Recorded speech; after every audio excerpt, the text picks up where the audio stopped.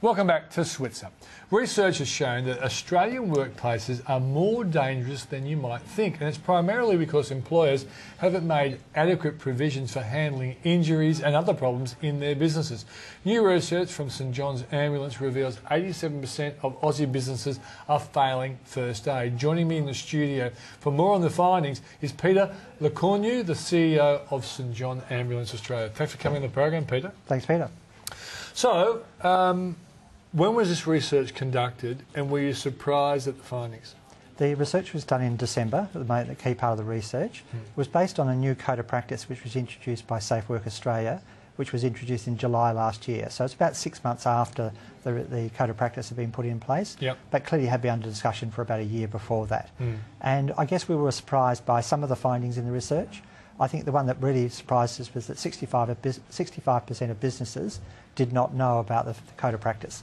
That was a real concern in terms of... Yeah, so this is a federal regulation, isn't it? Correct, yeah. Now, I write a lot of stuff on small business. Yep. I've received zero press release. I haven't seen articles in newspapers or magazines. Have you? You probably see it better than I would, but I haven't seen much publicity about it. That's one of the challenges in any new government legislation. Is what's the marketing, what's the PR around that to get businesses aware of it? Well, that's part of the reason why I wanted you on the program. That this is a big issue, and a lot of people haven't thought about it. And that's one of the reasons we did the research, just to find out what was the level of knowledge around it, and were the businesses actually changing their practices, because there are a number of changes with the code of practice. Probably the major message is around making sure your employees are aware of first aid. Because again, you can have a first aid kit, you can have someone trained in first aid, but if the person who has an incident or is sitting next to someone who's had a heart attack or a first aid situation, if they don't know what to do, or they don't know who to call,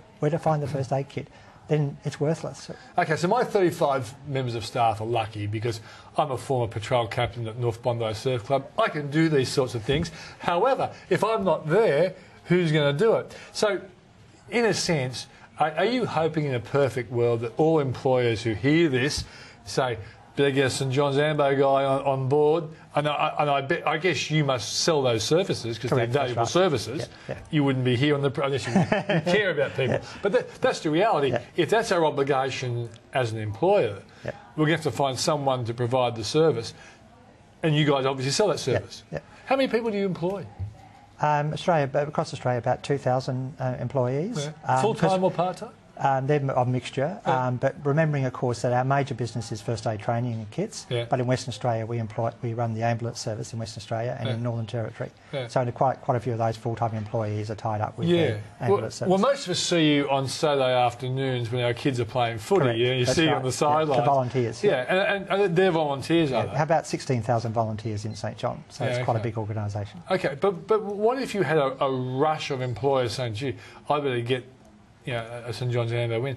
Could you handle Well, I think let's not panic them. Let's go back to basics. Calm it down. The first thing in the code of practice is around a risk assessment, and that's a really important message. And one of the things that is different in the new code of practice is employers need to do a risk assessment.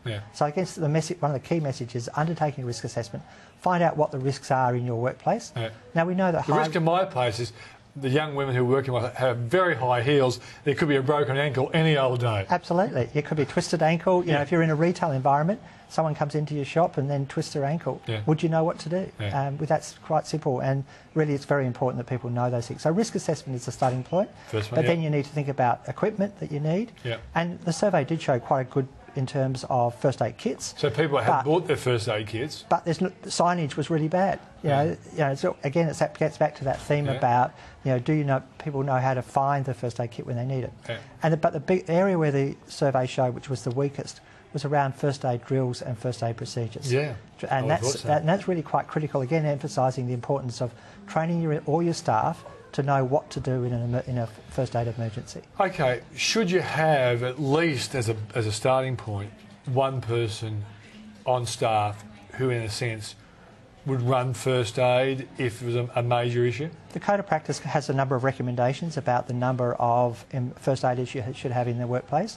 But again, if you do your risk assessment, you have to think about shift work. You know, will you make sure, you know, like you said before, you've got some first aid skills, but if you're not in the office, who does it? Yeah. And so making sure that you've got someone who's got the first aid skills available to them is really important. And I guess another push that we're making at the moment is really, there's a level of first aid knowledge which everybody should know. You know, your twisted ankle, everybody should know the basic steps involved in doing it. Ice or hot and cold foamers? Rice is the best way to treat a twisted ankle. Yep.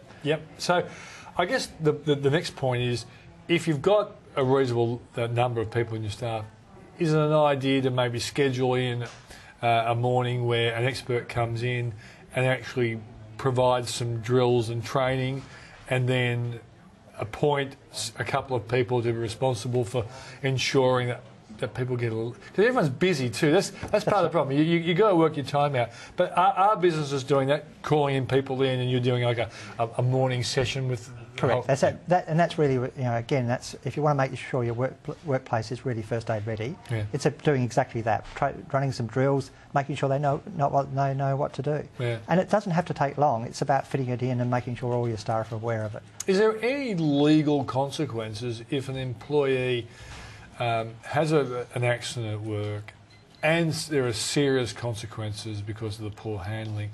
Have any of these come back on employers so far? I'm not a lawyer, but certainly there have been cases in the past where there has been no first aid equipment on stock, there's been no one trained in first aid, and in fact Safe Work has investigated and said, look, there's a problem here, and have fined a company as a result. But I guess our message is, don't get into that situation. For the sake of your staff and your employees, put processes in place to make sure that you are first aid ready.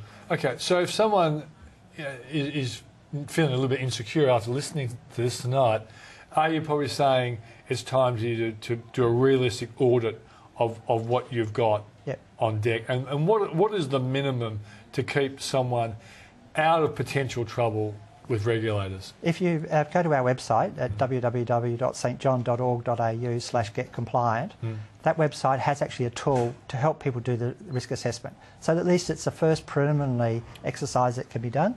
And then if they want to take it further in contacting us to find out more about it, then we're more than happy to provide that support. Okay, fantastic. And I guess, you know, the bottom line is that this is something a lot of bosses wouldn't have thought about. And you're alerting to the fact that there could be a potential big problem if you don't actually address it pretty soon. Absolutely, yeah. All right, Pete, thanks for joining us on the program. Thank you. And good luck with that. So if you want to read my thoughts each morning at the close of Wall Street, check out my website, switzer.com.au. And if you're living in Melbourne on the 26th of this week, March, 26th March, we're doing seminars, both at lunchtime and at 6 o'clock. Go to our website, switzer.com.au, and you'll see some details about that. So if you want to get my thoughts on superannuation, switzersuperreport.com.au. And if you've got any questions for me or ones you'd like me to put to an expert, email me, switzer@skynews.com.au. I'm Peter Switzer, thanks for watching, and I'll see you tomorrow night.